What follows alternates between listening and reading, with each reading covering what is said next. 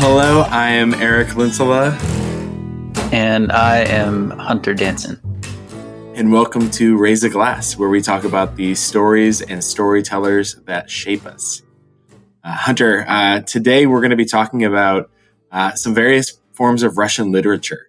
I know we shared last week that neither of us are experts when it comes to Russian literature, and so this is not, and I repeat, not an introduction to Russian literature. No. Although we will be talking about literature written by three different authors, Russian authors. What this is a conversation about stories and storytellers that shape us. And so I just want to share a little bit about why I wanted us to talk about this. Wait. What's in your glass? What are you raising? Oh, yeah. Oh, that's a great question. Today I'm raising a glass. It's Arnold Palmer Light. It's one of my go-to drinks. I just love it. How about you? I have a nice hot mug of Egyptian licorice tea, since in a fair amount of the Russian lit that I've read, they're always drinking tea from a samovar. And I don't have a samovar, but I have some tea. So, okay, love that. That sounds amazing. I also realized that I say "love that" a lot. Have you heard that? Have you noticed that? Sometimes. I'm becoming very self-conscious about it. I'm sure I'll say it at least a couple more times today. But yeah, I got self-conscious about the way I laugh, because when I was editing, sometimes it sounded like I was like laughing scornfully at you, and I had to cut them out. Oh my God, that's ridiculous. I also wanted to share, kind of before we dive into this episode, just another random thing that I'm going to raise a glass to, and something I'm going to pour one out to. I was walking around today with my son, and he is at stroller age, right? And I have realized that I would raise a glass to bathrooms that have changing tables in them, and pour one out for those that don't. I cannot tell you. I probably can. That's why I'm doing this right now. We have a podcast. In fact, let's say I've been to, I don't know, maybe half a dozen restaurants and places that have bathrooms that you pay to be in the last couple months. And today was the first time I think I've been in one that had a changing table. And this was a bathroom. That was the only bathroom in the establishment. So there wasn't a men's and a women's bathroom, which I think might be why. I think there's the piece for not having changing tables in men's bathrooms. Maybe I'm wrong, but I definitely pour one out for restaurants that don't have changing tables in their bathrooms. That's super frustrating as a parent. Pour one out in the restaurant. Well, you got to pay for it that way. Maybe I'll just knock it over on accident. Just walk in and knock some person's glass. How about you, Hunter? Anything to raise the glass or pour one out for? Well, you can come back to it later. Anything shows up. Yeah, it was just such a long day that I don't know. I'm just in kind of that blank state of mind. I understand that one. With that, let's dive back into kind of what I was talking about earlier. So, one of this one course of Russian literature, there were a couple stories that have stuck with me for a few years now. And again, I don't read a lot of Russian literature. This was my introduction to it, and is still up to this point most of the Russian literature I've read. So we read, I don't know, probably a dozen short stories and novels in that course. But there are two in particular that kind of kept coming up in my mind. And we are in fact talking about those two today. I found out recently though that my professor for Madness, Mayhem, and Murder, great name for a class, this Russian literature class, passed away suddenly though. And I was really, really disheartened to see that. And as I was reading through some of some of the stories that were written about him after he passed away, I came across this part of his life for where he was moving to, like kind of what he was doing when he passed away. One of the things, and it just struck me because of the work I do and the passions I have. I'm going to read this. So his name is Professor John Bartle. He was an incredible man. Again, I only took one course with him, but it stuck with me in a way that most courses didn't. So this is just one paragraph from his obituary. More recently, John pursued an interest in telling the stories of the area's refugees because they were his neighbors in Utica, and he wanted to show how they contributed to a city with a shrinking population.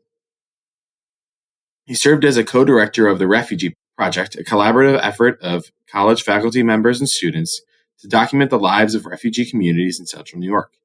His work included the beginnings of a database containing basic information about each refugee's arrival to Utica since 1979, which was to be part of a book-length project he was working on at the time of his death.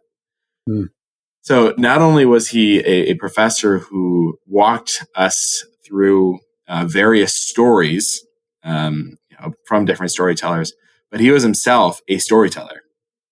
And he was helping co-direct a project that was the goal of telling the stories of probably tens of thousands of refugees who have entered Utica in the last 43 years.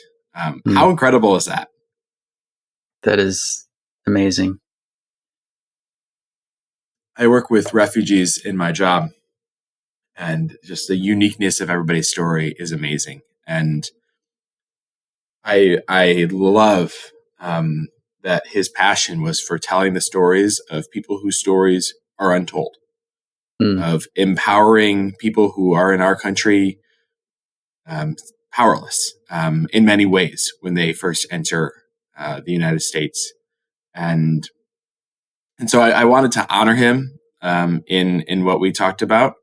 I also, and I've said this a few times already, like I have been surprised by how much a couple of these stories have stuck with me.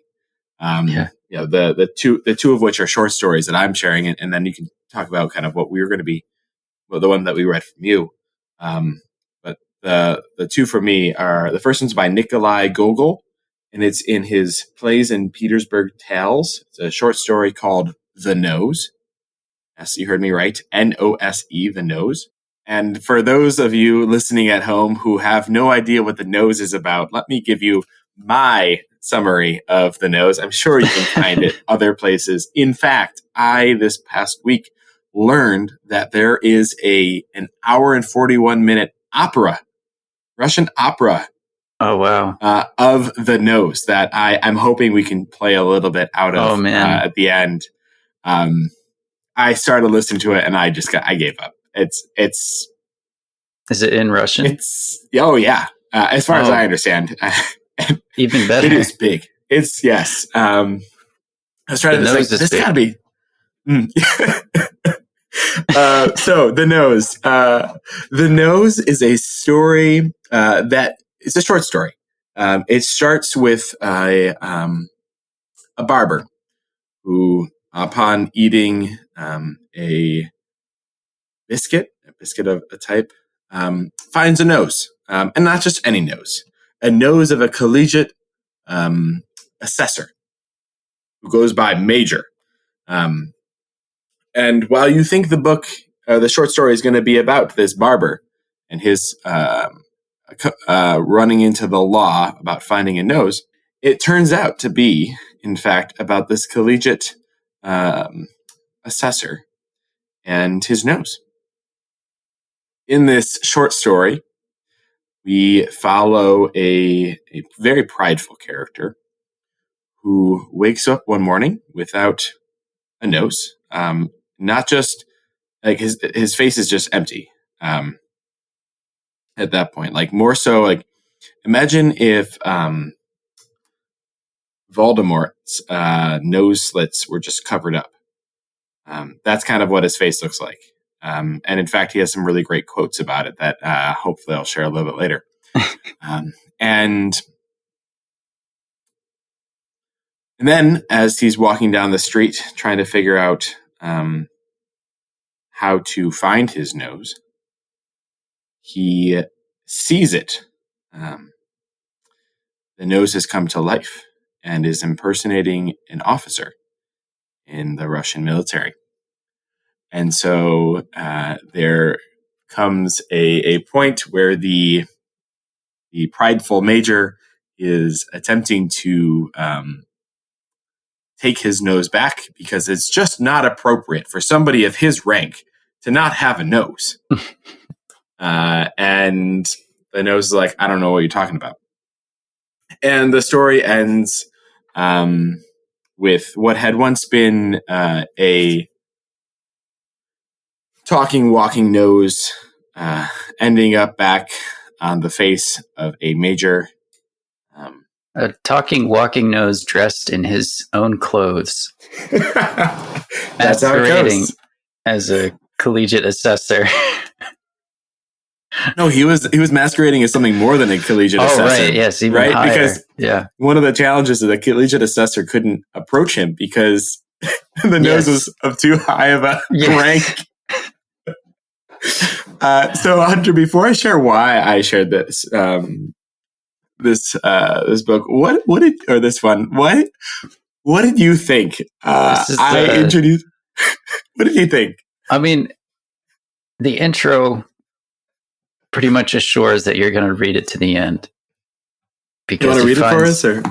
Well, he finds a nose in a loaf of bread. Which, I mean, just imagine, in the morning you're cutting into a loaf of bread to make your toast, and you cut it, you meet some resistance. There's a nose. But I think one of the turning point for me was when he started talking about how the nose was masquerading around, and he just calls it the nose. And at first I was kind of confused because I was trying to think, is it another person wearing his nose? Oh yeah. And then I realized that it was actually his nose. And it was just this process of realization and trying to imagine it. And it's something that, like, you couldn't do it in a movie. It would just be it's like maybe in like a Key and Peele skit or something like that. But like, it's just that kind of like suspending your disbelief and then having your disbelief just stretched and suspended more and more as the story progresses. And I loved it's so funny because Gogol kind of, like, at the end, he hasn't answered too many questions. I mean, the guy, spoiler alert, gets his nose back. I mean, it's pretty long now for spoilers, but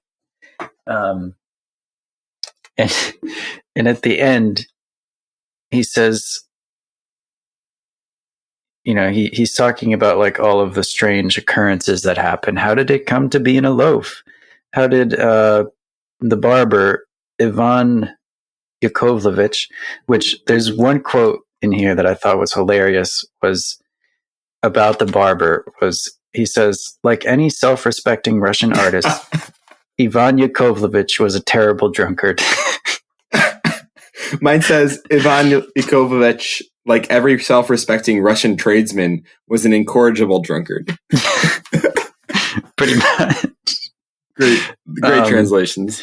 And he's like, yeah, I mean, all these occurrences, this is something I can't understand. And then he says, but the strangest, the most incomprehensible thing of all is how authors can choose such subjects. I confess that this is quite inconceivable. It is indeed, no, I just can't understand it at all. In the first place, there is absolutely no benefit in it for the fatherland. In the second place, there is no benefit either. I simply don't know what to make of it. And yet, in spite of it all, though, of course, We may assume this and that and the other, perhaps even. And after all, where aren't there incongruities? But all the same, when you think about it, there really is something in all this. Whatever anyone says, such things happen in this world. Rarely, but they do. And I love it. I love the author just being really confused about why he wrote this. Yes. So overall, you enjoyed it. Is this something you're glad? Very enjoyable read. I'd sent it to a friend because it was just, and I made my wife read it too. Oh, perfect. Well, I think you pretty much connected with why I wanted to share this. I have read the first couple pages of this out loud to so many friends over the years just because I think it's hilarious.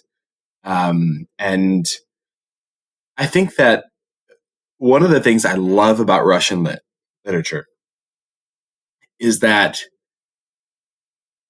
the humor, and there is humor, and it's very deadpan, somewhat similar to British humor sometimes, at least in my mind. But the humor is told in such is so absurd, and yet is told in such a.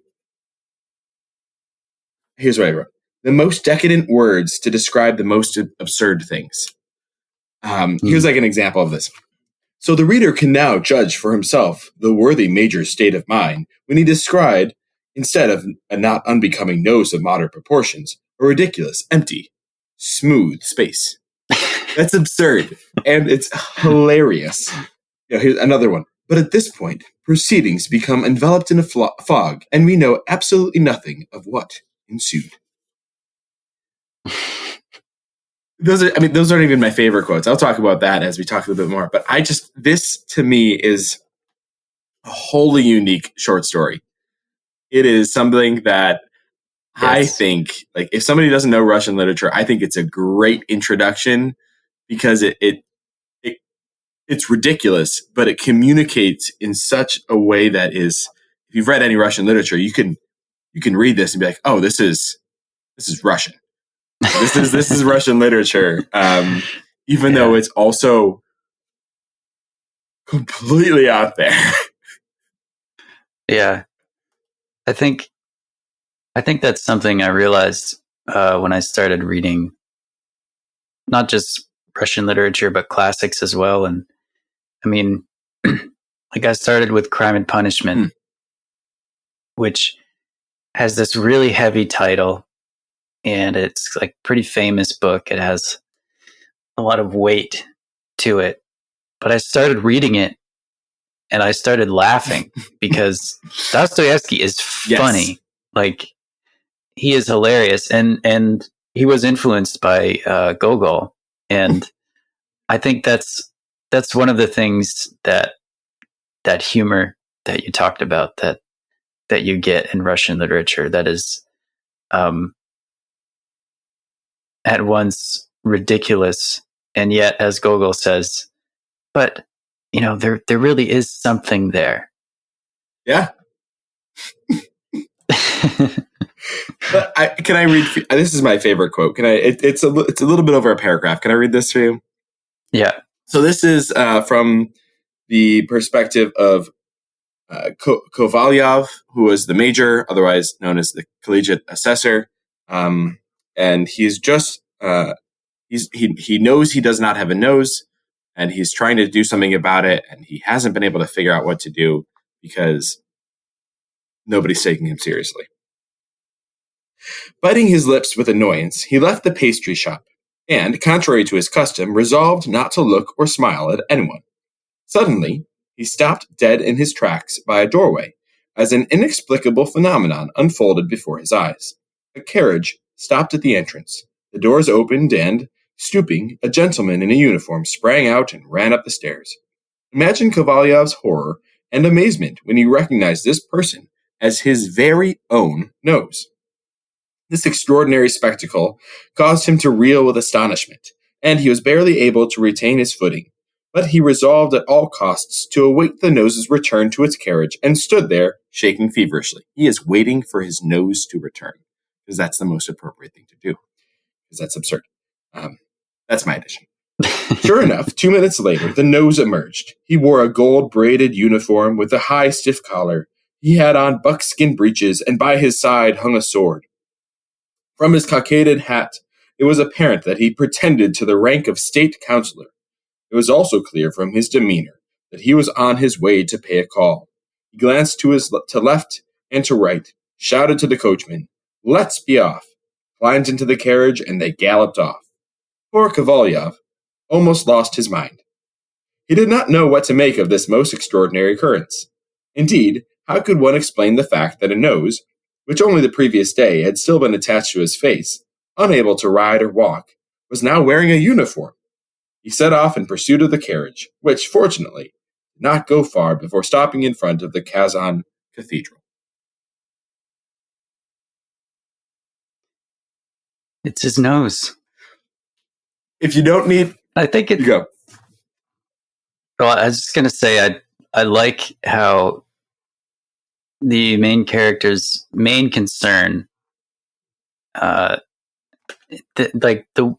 thing that he is concerned about is how not having a nose is going to affect his chances with a certain heiress and the ladies that he is trying to seduce. Yeah, he says, it would be all right for some market woman selling peeled oranges on the Lavrensky Bridge to sit there with no nose, but I'm hoping for a promotion and, moreover, being acquainted with the ladies of a number of distinguished houses. Like, that's your primary concern. You don't have a nose. And you're just concerned about social advancement. Without a nose, a man is nothing.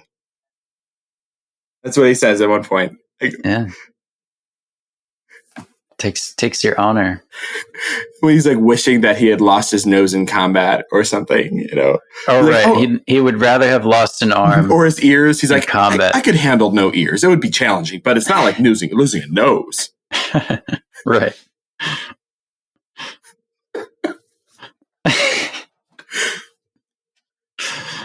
Oh man. Thanks for reading this, Hunter. I love this. My pleasure. I will read this again, and it's something that I'm sure there'll be things that I recommend that I would not raise a glass to, but I would raise many a glass to this.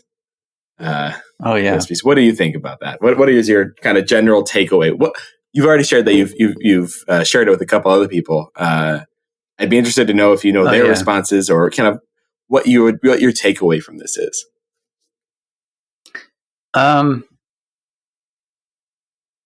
That Russian literature is often a very good time. And I think with this story, with the nose particularly, it's one that you don't forget because, you know, his primary concern when he loses his nose is his social advancement, which is ridiculous. And I think it kind of, I mean, maybe Gogol knew what he was doing and maybe he held back, or maybe he didn't. He just wrote the story. But I think it gets at something that in Russian culture at that time, you know, it was so ridiculous, the like social games that people had to play. And losing a nose, you know, like he would rather lose an arm or lose his ears or lose a leg than lose his nose because his nose was about his appearance and his honor. And I mean, imagine if like YouTubers lost their noses, what would happen to them? Like, or Instagram influencers or whatever. It's, I think that's kind of what I'll be meditating on when I think about the nose. Yeah, I appreciate that. You've looked past the absurdity and the humor to the thing that it's trying to show is absurd. Something is there. Yeah, and I think that's a great point. I think maybe in many ways our culture is somewhat similar as far as our focus on what we look like and on our own advancement.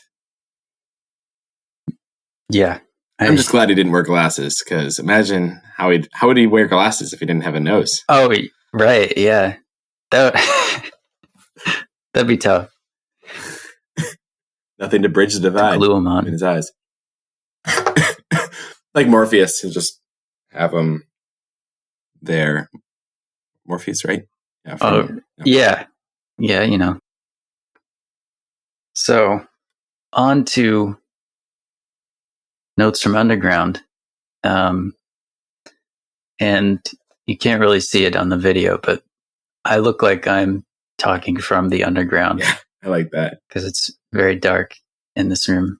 But Notes from Underground is a fairly well-known book by Dostoevsky. It's pretty short. It's like 120, 130 pages. And according to my foreword, it's, about an anti-hero, like one of the most famous anti-heroes. But it starts with the underground man just kind of going on a diatribe. And for context, during Dostoevsky's time, there was this very, it was really trendy to be into like transcendentalism. There was this belief that, through science and through psychology, man could construct a crystal palace and live in this kind of utopia, that once someone enlightened you and explained to you what you really wanted and what was really to your advantage, you could achieve your dreams, and that would lead to this kind of perfect society. And so a lot of the beginning and sections are kind of Dostoevsky just kind of dismantling this ideology.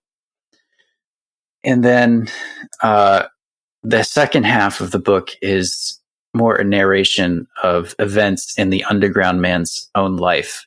And it's called Notes from the Underground because he lives in this kind of really isolated apartment. He doesn't have any friends. He's kind of cut himself off from society. And so he says that he lives underground. And I reread it, and it took me on a ride, even though I'd read it already before. So I'm curious to know what kind of a ride did it take you on, Eric? That is really helpful context. I gotta be honest, I was thinking underground railroad type vibe, or underground, like living in a cave underneath somebody's house or something like that. And I kind of ran with that second idea as I was listening to the first part of this book. I was like, oh, he must be living underneath somebody's house, like in prison or something like that for 40 years. And I don't know where I got 40 years from. Like, I thought he'd been living it for 40 years, like writing stories. And so he could, at one point he's talking about like being able to tell the story of people like without notes or something like that. I don't know. I listened to this one like audibly, like I did an audible version of it. And so I'm sure that impacted my reading of it. And so I was the first part of this book, and you call it the first half. It's like the first third or quarter, as far as length of the book, is just confusing if you have no context. And I was listening to it. I was like, what in the world am I listening to? I do not understand this one bit. Or I thought I did, and then I totally misunderstood it. And then the second half talks about this guy's life. And like the best thing he can say about himself is that he was smarter than everybody else. And it seems like that's the case, but like he was using it for his own personal gain. And I've noticed this a thing throughout. I think all three pieces is like there's a character, and the primary character is about himself, like is out for himself. He is his own. Even when he realizes he is his own anti-hero, he still his own hero. At times, and I was I read this And when I approached this book, I was like, I'm going to make a new friend. Like, this will be somebody that I want to be like or get to know. I don't want to know anything about this guy's life. Oh, no. He is not I felt like I was reading the letter of a madman, telling his story. And well, from the first sentence, you get, I am a sick man. I am a spiteful man, an unattractive man. I think that my liver hurts. That's hilarious. I mean, there are very funny parts about this book, only if like you're approaching it with that mentality. Like, that's not too similar from, minus that last bit about his liver hurting. That's not that dissimilar from what the primary character in Father Sergei says at some point. And yet they are as dissimilar of characters, I think, as in a very different way, yes. Though, because yeah. So I have to be honest, Hunter. My expectations for this book were completely off, and so maybe at some point, and it won't be anytime soon, I will reread this book with differing expectations and in print, and that might make me enjoy it more. But I don't think I'd want to ruminate in this guy's mind any more than I already have. That's fair. I don't think the underground man would begrudge you that either. He's it is definitely one that you probably want to read in print, because even rereading it, I would go back a few times and just kind of pause and think about what was going on. There's a lot going on, especially in that first part. Yeah, because he doesn't go by any structure. These are notes from underground, and he says at one point that he doesn't want to edit them because, this is more about his recollections, but he doesn't really want to edit them or anything because that would be impure. That would be, he doesn't want to cheat. But he has this like really funny relationship with the reader where he like anticipates what the reader is going to say or think, because even then he says like where he says I don't want to edit these. He says he doesn't even want to share them, and then he says, and yet I am writing for an audience and imagining you as an audience, and I believe he said like because perhaps I behave myself when I'm writing for an audience, which is crazy. And for me, when I was rereading it, like I could feel the underground man, even through all of these years, through a different language, I could feel what he was feeling, I could feel that relationship. I was having a relationship with the underground man, which is kind of uncomfortable, I'll admit. He's he gets in your head. So why did we read this? I don't think the underground man would be able to answer that. But for my personal experience, I read this the first time shortly after I graduated college. Okay. And after I graduated, I was in a different place. I was pretty far away from my family, from any connections other than my wife. And throughout my whole life, I had kind of had this, I'd always been working towards something. And I had always felt secure in my own purpose, because when I was in high school, I was a student trying to get into college, into a good college.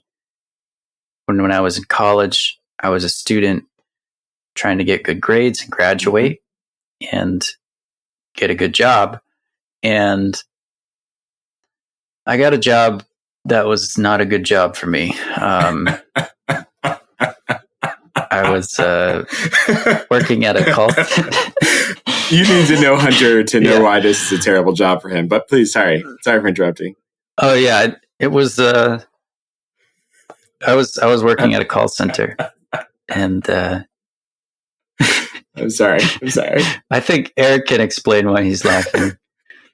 I've heard Hunter talk more in these podcasts to other people than I've heard him in the rest of our time together talk to other people. Even though it's just the two of us talking. And that's not a down statement against Hunter by any means. It's just, that is not, your passion is not, especially your passion is not like short, ultimately useless conversations. Exactly. Yes. And I guess the underground man is someone who he's working this government job. And I imagine then that time in Russia, it was probably a meaningless job. And I identified very much with his feelings of like frustration of, Okay. Yeah. like, is this really Mhm. it? That makes sense. And, there's also an element of seeing people who it seems for them like it is it. Like it is Mhm. enough to try and get into QR at the call center, or like it is enough to be a team leader or Mhm. something. And it wasn't for me. Yeah, and let me say this. I kind of just want to just say I kind of made a joke about you taking that job. I have immeasurable respect for you doing that. I think that you are really trying to stretch yourself and do something that you need to do for your family, and I'm very impressed by it. And I think that was a very adult decision as you were coming to get to know a new place and all sorts of things. So I want to make it clear that I was laughing at the fit for you rather than at you. I don't know. I just kind of think of somebody who doesn't swim, and now make them a lifeguard. I feel like that's kind of the type exposure. Yeah, I feel like that's kind of the type of thing that this job was kind of forcing you to. I probably have a much better podcast voice because of it. Because Hello. I had to learn how to talk on the phone, and I remember I listened to myself once and I sounded like I was falling asleep. But that's just how I talk normally.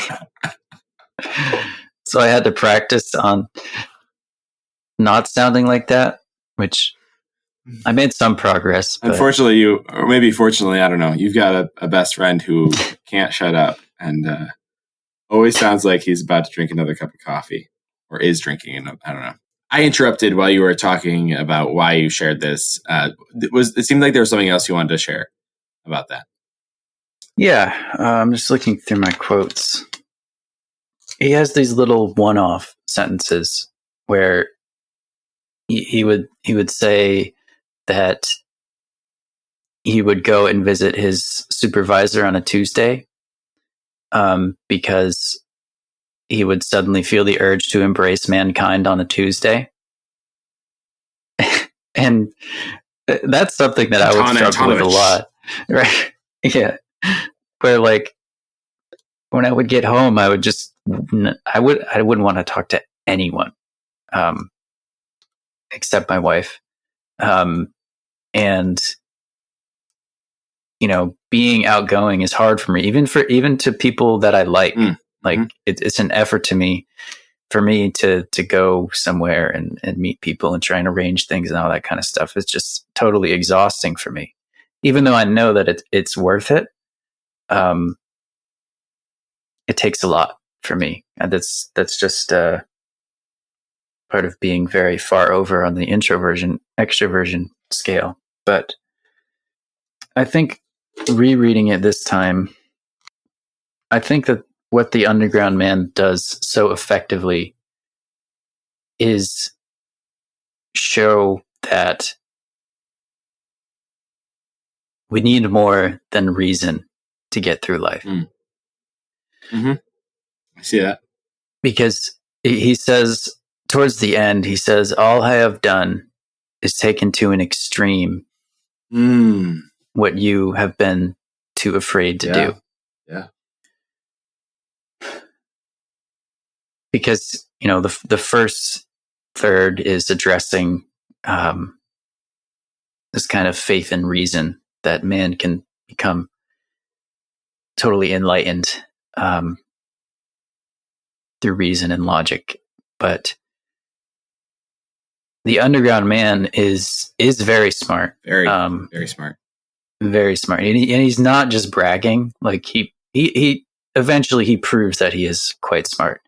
He is like top of his class when he's in class, and I think he's an orphan, or his like parents. He had like a mom who sent him away or something like that. But yeah, he didn't have a great upbringing. Yeah. But he carries reason through to the extreme, and it doesn't get him really anywhere. No. And there was this one paragraph that I wanted to share because he basically deconstructs himself and lacerates himself. Be careful, Hunter. You're going to become culturally relevant if you talk about this too much. Oh, really? Deconstruction? That's a joke. Oh, okay. Yeah. Gotcha. Deconstruction. Is the underground man woke? Don't ask me. I'm shaking my head. I got no idea. Sorry, continue deconstructing. Yeah. So he says, and he's talking to Liza, who is a prostitute that he meets in a brothel. And he enlightens her basically after they're in the brothel. They have this conversation, and he kind of like warns her kind of about where she might end up. She's young. She's still pretty. And that was an intense scene. Oh, yeah. And and there's a lot of like, I found a lot of beauty in it too, because he goes into this describing this beautiful picture of family, of just a little baby suckling, and the father coming over, and the baby looks up and sees the father, and it's just this image of like family happiness, and that image is something that I think about like ever since I read it. I think about it often. But he gives Liza his address, and she wants to get out of that life. And at one point she says, I want to leave, but I can't be good. And so then the underground man kind of wants to be, he wants to control people. That's like his thing. His thing is like he wants to dominate. Yeah. Dominate. Yeah. And so he is aware that he has set himself up as maybe offering hope to Liza, and he also feels bad about it. But there's this, I'll just read it. Go for it. Well, and I know that I'm a scoundrel, scum, an egotist, a lazy good for nothing. I've been trembling these 3 days with fear that you might come. And do you know what troubled me most during these 3 days? That I had posed as such a hero before you, and now you'd suddenly see me in this torn old robe, penniless, vile. I told you I'm not ashamed of my poverty. Well, I'll have you know that I am ashamed. I'm more ashamed of it than of anything else, more afraid of it than of anything else, more than if I were a thief. Because I'm vain, as vain as though my skin were stripped away from my body and the very air hurts. Haven't you guessed even now that I'll never forgive you for finding me in this wretched robe when I was flying at Apollon like a vicious pup? The awakener of conscience, the former hero, throwing himself like a mangy, shaggy mongrel upon his lackey, and the lackey laughing at him. Yeah. Yeah. That was a scene. That was a scene. That was one of those pieces. Wow. Yeah. So you read the quote. Why did you read that quote? Because I think it exemplifies where he's ended up carrying this, where he's been carried to by this extreme. Yeah. Where he's carried himself to. And an interesting thing I was reading in the foreword, the censors actually took out a few sections that Dostoevsky felt were pretty large for them to take out. And they were actually sections about Christian faith. And he was, I forget the exact quotes, but here we go. He says, the censors, those swine, approved the places where I mocked everything and sometimes blasphemed for effect. But where I deduced the need for faith in Christ from all this, that they prohibited. And I mean, later he had the chance to add those sections back in, and he didn't. And the guy from the forward kind of interprets this as Dostoevsky approving cutting that section because it makes the work more, I guess, focused. But I think that what it does most effectively is dismantle the idea that a human lives in just their mind. That there has to be something else there too. Yeah. Has to be love. Wow. Yeah. Okay. Can I jump in on this? Yeah. That's a lot. That's amazing. First of all, I want to say thank you for sharing this, especially in light of the reason why you shared it, right? We're about the stories and storytellers that shape us. And I get it in the sense of like, I understand why you share this. And that must have been a tough season. And I think that you're right in that there are a lot of people that go through tough seasons that might relate really well to this book because of its attempt to kind of what you were talking about, dismantle it and show what that looks like lived out. It's also really depressing. And so if you're looking to read a book that's kind of upbeat and maybe not quite as ridiculous as The Nose, but like pointing you towards like hope and joy and excitement, like this is not the book for you. Very subtly. Yeah, well, this is doing it by pointing you to the opposite. And I think that's I really appreciate, like I said, you sharing that with me, and it makes me appreciate the book more for what it's doing. I also think there were multiple points, just like the couple of places that you read, that were really stunning. And there's a couple interactions where he's interacting with his old schoolmates. He ends up inviting himself to the send-off for a schoolmate that he despised, and he agrees to pay for it with money he doesn't have, which forces him to ask for Anton Antonovich, I think it was, his closest thing to a friend who's a supervisor, for money. And in this whole thing, he's talking about how he doesn't understand why he like set himself up to go, and he could at any point decide not to go. And yet at the same point, he knows for certain that more so than anything else he's known in the past, that he's going to go because of the fact that he says he doesn't want to go.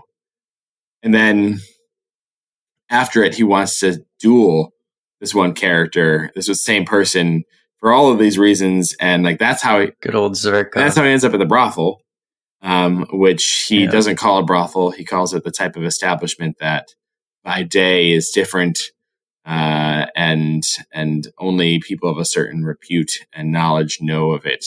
Its purpose at night. And so like there's some really, really beautiful language and kind of unique mental games that he's playing that I think are true to like all of us to a certain degree. Like the very things that we don't want to do, we do. And he's kind of like walking through why he's going to do them at times. Yeah. How he enjoys a toothache. Yeah. Oh. Where he says, he talks about a guy who's moaning, Mm-hmm. and a dad who's moaning. He describes, yeah, and he says if he did not enjoy his moans, he wouldn't be moaning. Mm-hmm. This is a read. I gotta be honest, Hunter. I don't think I would read it again anytime soon. I've already said this. I don't know if I'd encourage people to read it. Because if you're in a down place, like this might make you more down. Or it might have the effect that it had on you, Hunter, of like I don't know, like pointing you back to something better because of the way that you relate to certain aspects of it, and that this is. Yeah, I mean, I felt like the Underground Man was expressing a lot of my own thoughts and frustration in a much more extreme way. Mm-hmm. But he was exploring those feelings, and it was kind of a cathartic read for me in that point in my life. Anything you want to leave us with as we kind of jump to the last one? Just a couple choice quotes. Okay. First one is, what can a decent man talk about with the greatest pleasure? Answer, about himself. Here's another one. Love is God's mystery. And for such moments, this beautiful family moment that he describes, for such moments, a lot can be forgiven. You're ending on some bright passages, or some passages that come across as bright the way you're reading them. Yeah, well, that one is a light, I think, of that is the one kind of. Oh yeah, probably the one that censors didn't cut. That's his like diatribe to Lisa. Yeah, right. Yeah, his lecture. Yeah, that's probably one of the best parts of this book. It might be the best part. It's definitely like a climax. It is, yeah. I guess the last one I'll do is one about why I think Notes from Underground is quite relevant for the way that we live our social lives these days more and more. Leave us on our own without a book, and we shall instantly become confused and lost. We shall not know what to join, what to believe in, what to love and what to hate, what to respect and what to despise. We even feel it's too much of a burden to be men with real bodies, real blood of our own. We are ashamed of this. We deem it a disgrace and try to be some impossible general humans. Yeah, that's a good ending. I like that. I mean, it was a good ending. This conversation has helped me along in my journey of understanding this book and has made me much more enjoy it. I appreciate your thoughts on it. I definitely was coming in with much more of a why, which I'm sure you heard at the beginning. Well, that's why there's two of us. Yeah. I appreciate your way of kind of pushing me along and helping me think through it. And if you get a chance to read it, listener, feel free to throw out your thoughts to us. And hopefully this conversation will help you prepare for reading it and kind of bring you through it a little bit more. Yeah, if I can convince someone to read Dostoevsky or Gogol or Tolstoy, that's mission accomplished, I guess. Because it really is nothing like it. Yeah, that's especially in our current reading list that's being pushed out. At least as far as new books. I don't know. I was trying to make that sound deep. It didn't work. Well, let me bring us to our last story of today. We started with a laugh. We then just went deep, and then I think we're going to go maybe a different version of deep, a different way about it. I think I've shared other times. I went to divinity school. I have an MDiv, Master Divinity, and so faith is a big part of my story, a big part of who I am, and that's what brought this other one back to my mind. We are going to be talking. It is Father Sergius. Sorry for the many times I saw it called Sergei. My bad. It happens. Yeah, this is about a story by Leo Tolstoy about a guy named Prince Stepan Kasatsky, who very handsome, taller than average, smarter than most people, better working, kind of like in your mind, like maybe like what many people call the ideal person. Like if there were statues that be made out of a guy, like this is the guy that the statue would be made out of. Kind of like that's kind of like who he was growing up.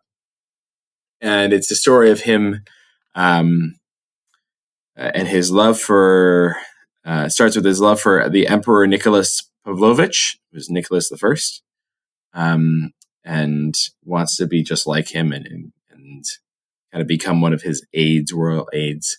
And then he finds out the woman that he's and he wants to be high in society. He's very much driven by pride.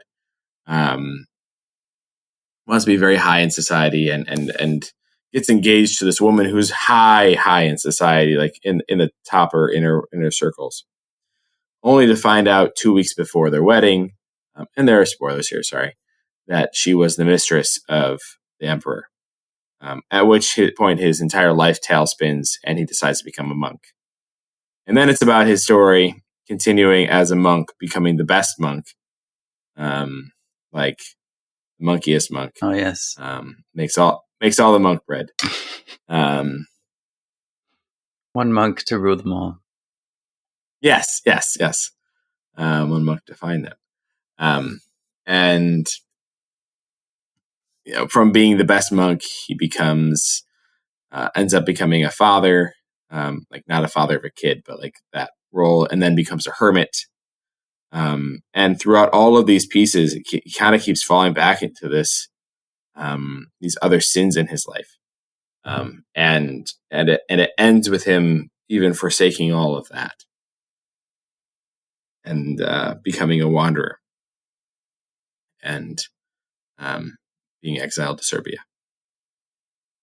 And yet it is so much more than that. I think I just, by telling that definition of the summary, I think I did an extreme disservice to this story. But I'm going to leave it there. Hunter, this is about as different from the nose as you could get. It is. What are your thoughts? Well, Tolstoy is like the comfort food that's good for you. He is like watching a Grandmaster chess game when one of the players makes a move and you're like, oh yeah, that makes perfect sense. But if you were sitting at that chessboard, you would not think of that move. Because Tolstoy effortlessly tells in how many pages? Like 60 pages or something like that. Yeah. He just, not much at all. Yeah. He narrates the story of this man's entire life and his deep quest for, oh my goodness, satisfaction. And I mean, the one sentence I highlighted was this passion for distinguishing himself or for accomplishing something in order to distinguish himself filled his life. And that's what kind of defines all of his actions, even into becoming a monk. And my favorite section was probably the part after he becomes kind of this famous monk. And also the way that he becomes this famous monk, I think, is The monk or the hermit? the monk. Yeah. Okay. Well, I guess the hermit monk is what I mean. Okay. Yeah. Hermit the monk, you're saying. Yeah. So he's a monk. He's working in, I think, Moscow, and he hates it. It's like closer to his temptations, and he's like can't deal with being in Moscow, and so the abbot sends him away to a hermitage. And he's like, I think it'll be good for you. And this sort of like party comes and finds him. This like party lady, I guess this divorcee comes and finds him. This scene. Yes. This scene is the scene. If you're gonna read this book and walk away with anything else, like you've missed. Yeah, she comes into his hermitage, and at this point in time, he's been struggling with lust, and she kind of she tries to seduce him, basically. She's on a bet, with the other people. Like that is the goal of this scene from this character, is to like win the bet and turn this monk into to spend the night with the monk. Right. Yeah. And so she comes in. It's winter. It's cold. She comes in. He lets her in. She's complaining about how like cold she is. Like, oh, I'm terribly cold. Like I'm all wet. Takes off her stockings, and like he's on the other side of our partition, so he can hear everything that's going on. And she's like purposefully trying to undress herself, basically. And he's burning on the other side. He knows what she's doing, and she knows because they made eye contact when he opened the door. She knows that he's still ridiculously handsome. Apparently, she'd like heard about some of his story, but he all of a sudden he sees an axe. He says, "There he felt for the block and for an axe which leant against the wall." And his passion is burning, and he says, "Immediately," he said, and taking up the axe with his right hand, he laid the forefinger of his left hand on the block, swung the axe, and struck it below the second joint.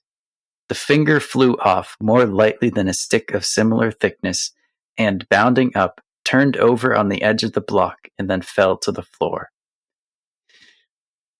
And he conquers his temptation by chopping off his pinky finger. Forefinger, yes. And she goes and joins a convent. She becomes a nun. That occurrence soon became generally known. Her nocturnal visit, the change she underwent, and her entry into a convent. From that time, Father Sergius's fame increased. Yeah. And so yeah, that was like the climax for me. And then I think that period after he becomes famous, which I'm kind of curious to hear your perspective on, because you went to divinity school, and which is not like in the Catholic Church, but yeah, I mean, I will gladly talk about that. I wanted to first share why I shared this with you, though. Yeah, because these two books, or these two short stories, The Nose and Father Sergius, have stayed with me. And I haven't been able to find Father Sergius like this short story until recently, until this past week. I couldn't find it. When I read it in a compilation of short stories by Leo Tolstoy, I liked it so much that I wrote a paper on it. And it was a paper that probably was, for me, one of the first theology-driven papers I've written. Because like even that scene of like him cutting his own finger off, like I read that as like there's a statement in the Bible that's, if your eye causes you to sin, like gouge out your eye. If your hand causes you to sin, like cut off your hand. And while Tolkien wasn't a fan of allegory, I think Tolstoy was. I don't know if that's quite an allegory right there, but that's what's happening in this scene. Mm-hmm. And there are time and time again, like not only where he's quoting pieces from the New Testament, Old Testament, but where he is alluding to it continually. Mm-hmm. And I was just I just have always had this story stuck in my mind as the beauty and challenges of being a person and being a sinful person who longs to be in relationship with God, and yet Father Sergius is at no point doing this from pure motives, or that's not what leads him to this. Let me actually just dive into this. There's a quote that I really like, in the right before the second section of this story. It ends it up. So he's just decided to become a monk. Only his sister, who was as proud and ambitious as he, understood him. She understood that he had become a monk in order to be above those who considered themselves his superiors, and she understood him correctly.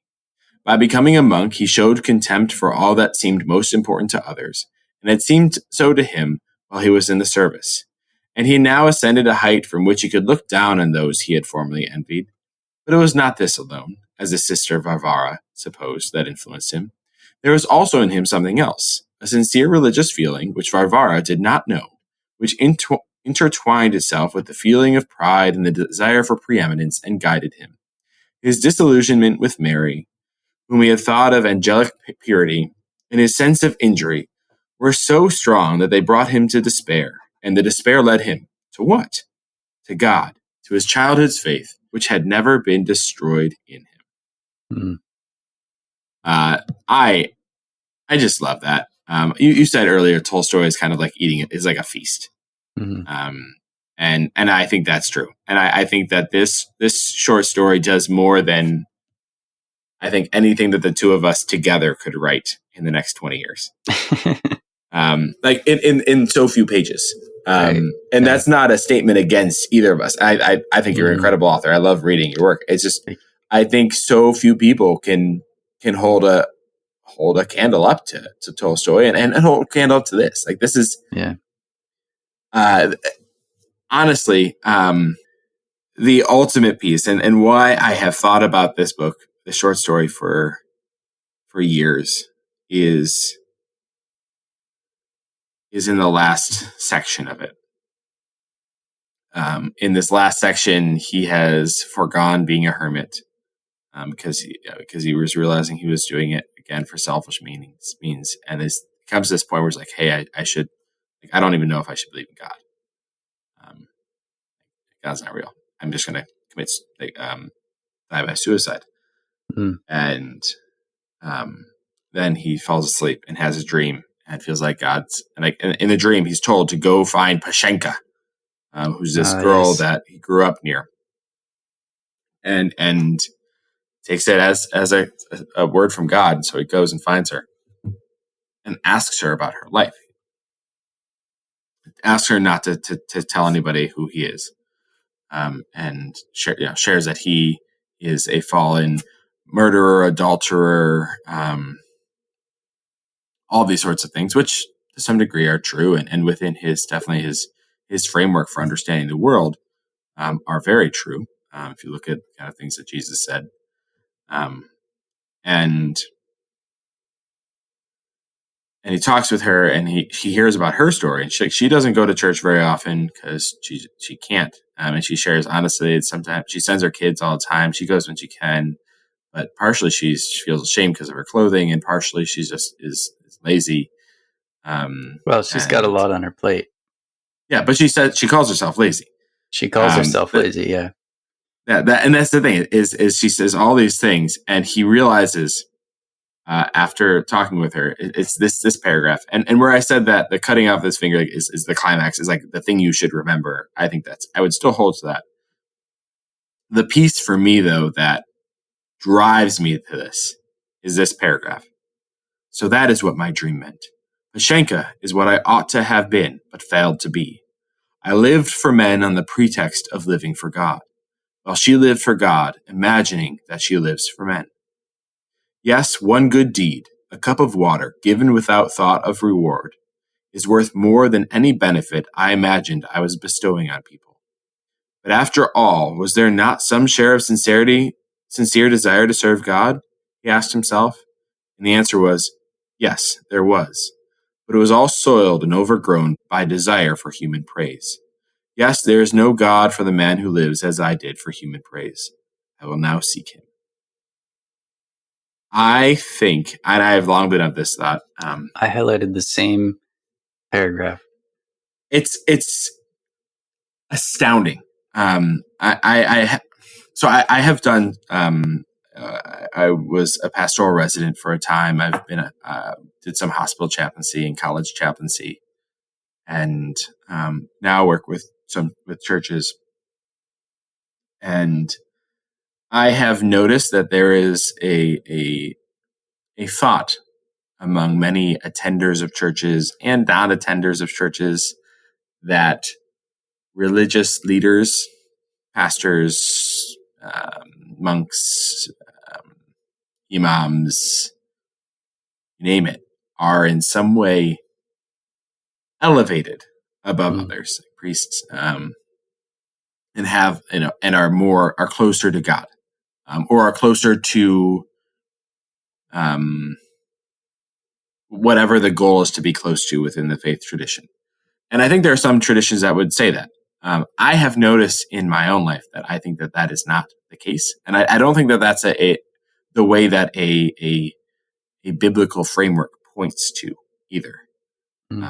I think this paragraph points that out. I think what this paragraph shows is that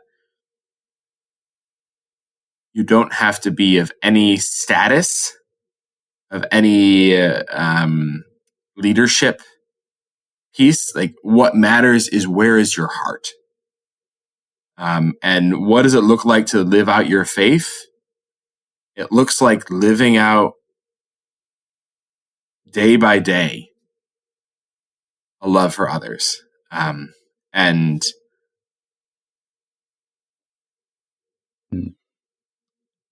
while she lived for God, imagining that she lives for men. And yes, there are things in her that need to be broken down and that need to be kind of refocused. But man, I love this paragraph. Give me your thoughts on it, and then I'll kind of touch base on the other question you asked earlier. I think this is why you read Tolstoy, because I think for me, my favorite writers find things that are true, and they write them in stories. And I think that literature is a very underrated way to discover truth, because for me, it interacts with faith and love and reason in a much more organic way than just a book on theology or philosophy or something, because it is imagining actually living with it. And I think that's what Tolstoy does so well. My wife said once she was kind of frustrated by something she was reading that was more recent, and she was like, I mean, you couldn't even stumble on like one thing that was true. But Tolstoy stumbles on the truth constantly. Just like every paragraph, he stumbles onto it. And I mean, stumble is not quite the right word, but I think this paragraph in particular is a great example of where he leads to. I lived for men on the pretext of living for God, while she lived for God, imagining that she lives for men. And it's so succinct, but it's not too short. It's about as close to perfect as I think it can come. And it's not even in the original language. I mean, that's right. And this is one of those things. Hunter, I could talk with you about this short story for hours. Mhm. Like, actually, we could walk through it line by line. We're not going to do that on this podcast because, while I think some people would be interested in that, I don't feel like it's an No. appropriate thing to do. Nor, like, I need to read it, nor am I prepared to do that. There are a lot more authoritative I- sources on Tolstoy and stuff that you can. Yes. I don't know. I don't know if this is a well-known Tolstoy thing. I don't know. Honestly, I have no idea. To me, it's just, and I'm restraining myself from pointing out more moments where I'm like, oh man, this is what he was doing here. This is what he was doing there.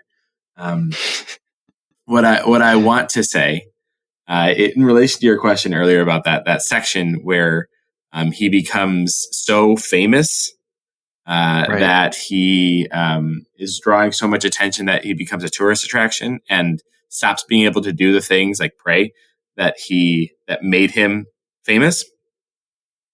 To answer your question, I'm going to share what I think is one of the best parts from Hitchhiker's Guide to the Galaxy. Okay. And I don't have the story in front of me, so I'm doing this off memory. There is a moment, though, in the Hitchhiker's Guide to the Galaxy is this parody on all sorts of things. Great Russian satire. Yeah, yeah, not quite. Anyways, there's at one point they're celebrating this guy who lived in the middle of a jungle on some planet and wrote these poems that transformed like all of humanity. No, not all of humanity. All of beings, because of all time. And complete hermit, lived in the middle of forest and like a treehouse type vibe. At least that's what I remember. And then, of course, in Hitchhiker's Guide to the Galaxy, there is time travel is a thing. And so people start going back and visiting him. He starts to become super famous. And he becomes super famous that he's like, yo, why in the world would I live in a treehouse and go through all this hardship? Oh, yeah. And so he ends up being brought forward in time and like lives like a king.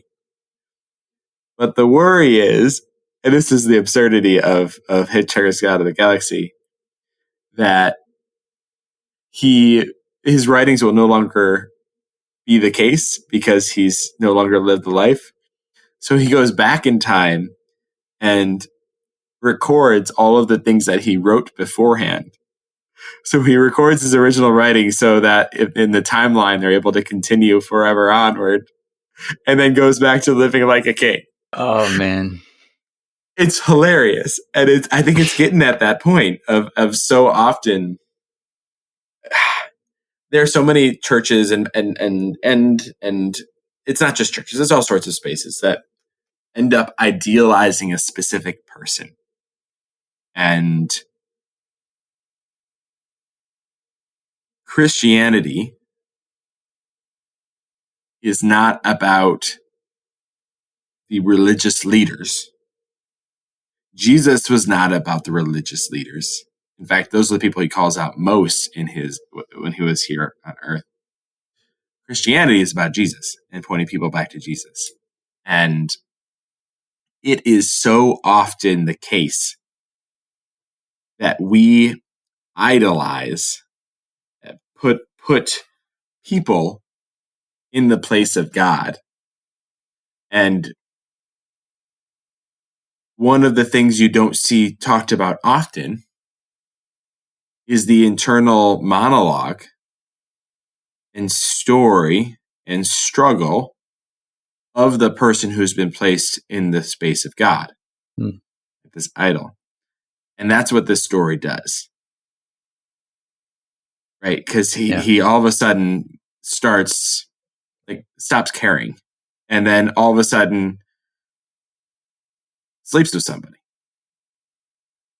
And it's such a quick thing, right? All of a sudden it happens and you're like, wait, what happened? And I mean, I wasn't thinking about this before I started talking, before we read this together. Like we read about pastors, quote unquote, falling from grace. And I hate that terminology. You can't fall from grace. That's just not that. Those are incongruous things. It's just, ugh, I hate it. That's a bad cliche. Yeah. And, about somebody, some type of scandal of some sort. And there's another one in the news a couple weeks ago. And I think this story shows how that could happen. Because people are not supposed to be in the place of God. We get to point each other to God. Right. And how does Father Sergius respond to it? He responds to it by forsaking even living in a cave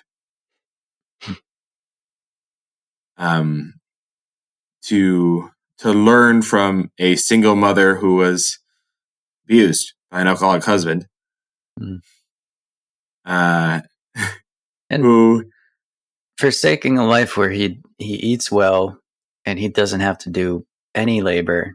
Everyone, he has a servant who does everything for him. He just goes out and greets the people who adore him every day. Which is hilarious because he's like, his idea of a hermit is somebody that would be in the opposite space, like would be doing. Right, yeah. So we so often idolize individuals that, oh man. Okay, let's just talk about this real quick. Okay. When we look at the story, one of the stories in the Bible, and before David, King David, there was this guy named Saul, King Saul. And do you know why King Saul was chosen as the king? Tall and handsome. Yeah, he was the ideal looking king. He was the tallest guy and the best looking, and he was smart. And so he was made king by the Israelites. And things didn't turn out well for him. He wasn't a very good king. And so God then chooses a king after him. And who does God choose? He chooses the youngest kid of some random guy, which was just unheard of at the time. And that's King David, and King David had his own faults, and yet there were pieces of him. There were times of his life where he was like, close to God, he's talked about in that way. And I think this story is saying, hey, we are so quick to lift up the Sauls in our life. We are so quick to lift up the people that have the most influence, that have the best speaking voice, that have the most intelligence, that have the best acting, that whatever it might be. You can just name your sphere of influence, and whatever types of people are being pushed to the top. And what can happen when we do that for those individuals specifically, regardless of their motives for it. And like we learned that, right, Father Sergius's were both honorable and dishonorable, I would say, sinful and pure. We end up making them the top banana. Top banana. Top banana. And we think they're the ones doing all the work. And they're the ones that are going to save us. And they're the ones that are the most holy. And they're human. And who is it that's living out their faith? Like, it's all of us. And so often we have more to learn from the person who is the most unassuming than from the king, or the leader. And I think this points to it. Maybe I'm diving too deep. Not deep enough. I think it's a great example of why we read Russian literature and why it speaks to us. And I had this theory when I was reading Anna Karenina. I think it was the first Tolstoy I read, and it struck me how relatable the Russian nobility is, because Tolstoy was he was a count, so he had like an estate and servants and stuff, and we don't have that today. we don't really have like estates and stuff. But I think like the American middle class is kind of like DIY nobility. We don't have people that drive our carriages, but we have carriages. Some more than others, and Dostoevsky wrote about a different class of people, but I think that the words speak for themselves in that we can have these deep conversations about them and apply them to our own lives so readily today. Hundreds of years later. There's some other quotes from this.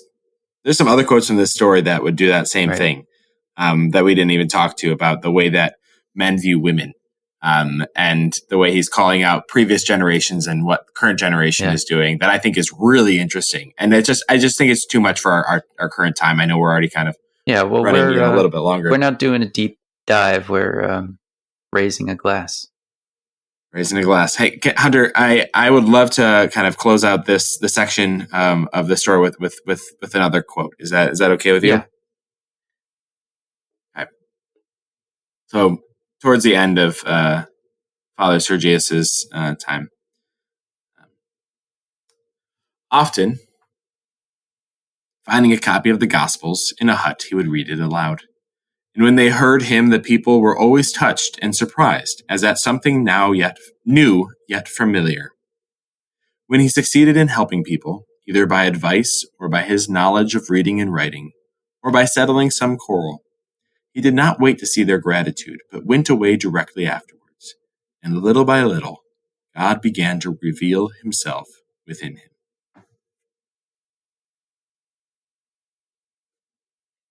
And to that, I will raise my mug and I will say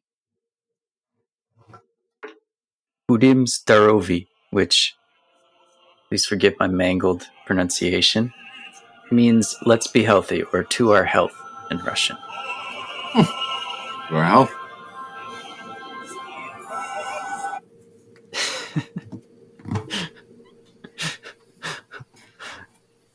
It is. I just think it's ridiculous. They made a music. They made an opera out of it. This is